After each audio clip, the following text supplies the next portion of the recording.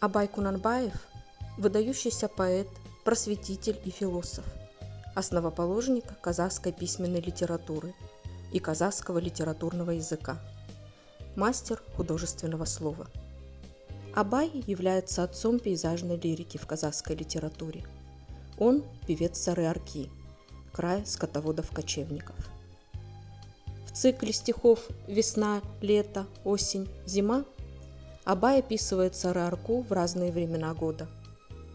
При этом картины природы сливаются в единое целое с жизнью и бытом кочевого народа. Для поэта пейзаж является средством раскрытия состояния души, настроения, ощущения единения с окружающим миром, наконец, средством раскрытия человеческого характера. У Абая природа существует не сама по себе, а тесно связана с человеком, что является особенностью лирики поэта. Весна у поэта радостная, теплая, ласковая. Стихотворение «Лето» можно разбить на несколько частей. Это описание природы, переход к миру людей, описание быта в летнюю пору.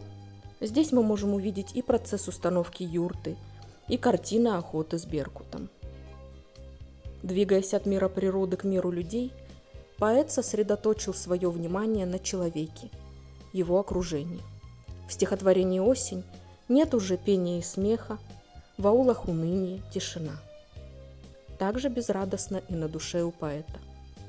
Он сожалеет об увядших цветах, улетевших птицах. Не хватает поэту пения и смеха молодежи. Стихотворение «Зима» Абай написал в 1888 году, через 2 года после написания первого стихотворения цикла «Лето». Зимой вся степь находится во власти белого деда.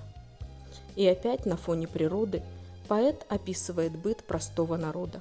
Зимой шестистворная юрта дрожит, конь разбить безуспешно пытается лед, и голодный табун еле-еле бредет.